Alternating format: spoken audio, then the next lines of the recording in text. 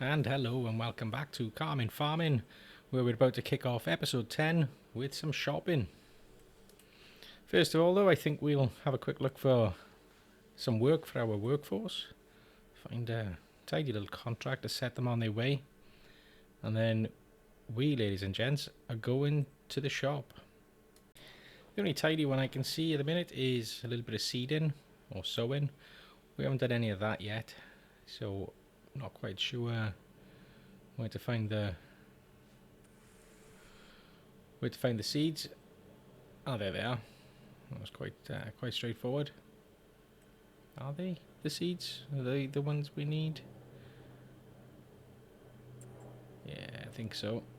Yeah, they are. Well, now we know where to find them. Let's have a quick look at some land. Like I said in one of the early episodes, we'll start with grass. It's always easy. It's not very profitable,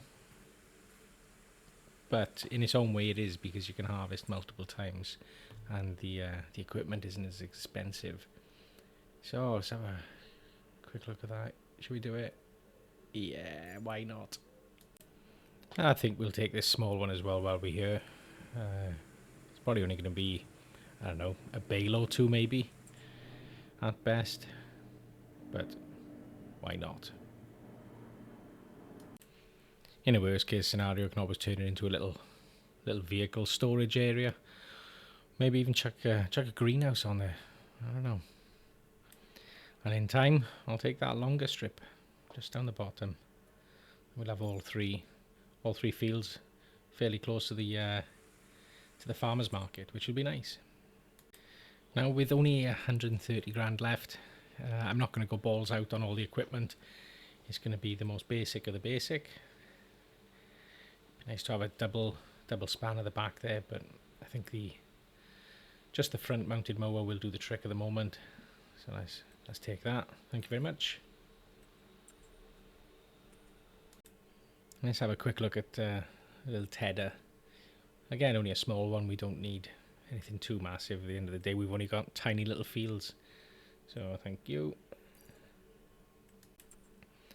And then onto a windrower, because it makes life so much easier. Let's get the micro version. And then we're doing okay. Well, since we have the money, we might as well get a baler. Can't depend on the contracts having balers. Then again, I don't even know if I can use the contracted balers on my land. 65. I should do the trick. What's the horsepower on it? Yeah, that should run quite well with a small tractor. And in time, maybe we'll get something a little bit more exotic. I prefer square balers though, because you can just keep on trucking. And another necessity, something to transport them. Ideally, it'd be nice to get a big 24 bale transporter, but instead I'm gonna have to suffer the little grabbing thing. They were a pain in the neck in FS22. I'd imagine they're going to be just the same in this one. So that's it, ladies and gents. We're off the grid. We're off the mark. We've got some equipment. We've got some fields. Don't have a tractor yet. So I think the first protocol is going to be saving up for little John Deere. They're not the most powerful machines in the world, but they'll get the job done. So let's work our way towards that for the next goal. So the most ideal contracts to sink our teeth into now would be things that we can automate, set our workers off to complete while we do another one. Carrots, parsnips, they're quite labour intensive. Yeah, you can set a worker off, but you've got to be there the majority of the time. And if I'm to be perfectly honest, they are a pain in the neck, but they pay if you can get them right. And again, a little bit of disclosure, I'm not very good when it comes to the harvesting the complex veg. So, bit of practice. Let's get to it. See you soon.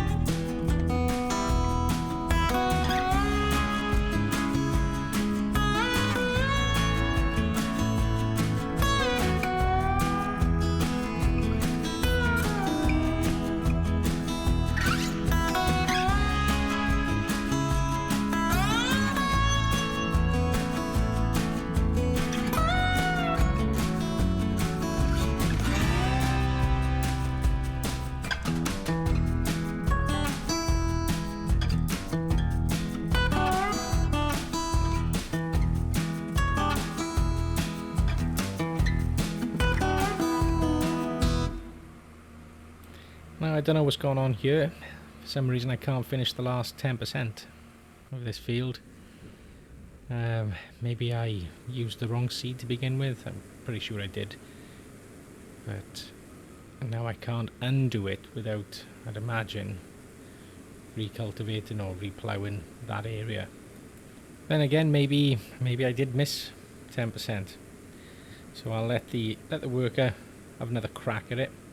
Maybe they can find where I missed, if I missed any, and fix my problems for me.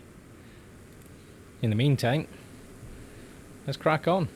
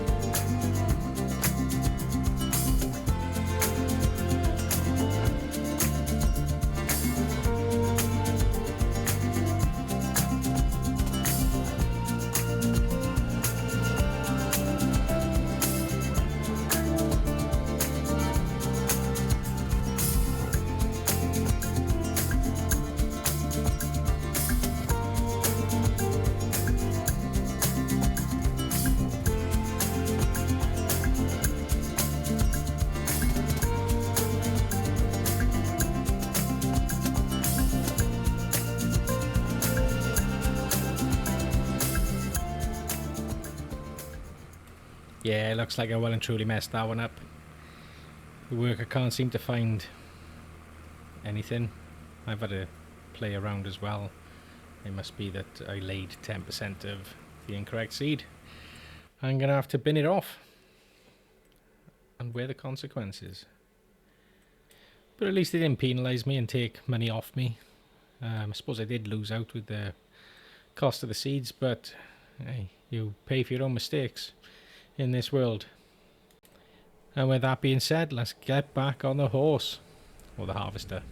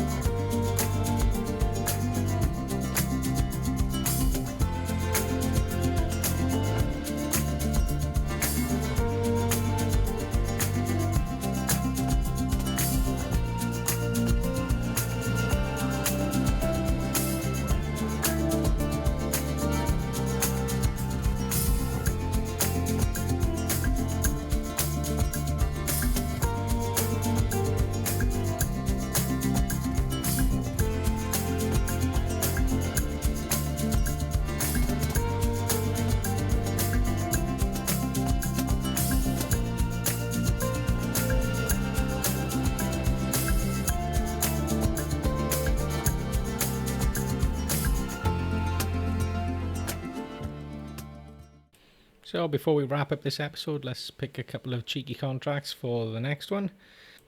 Maybe they can help us undo some of that damage caused today. And as we look down the river, I just want to say thank you very much for joining me, and I'll see you in the next episode. Take care.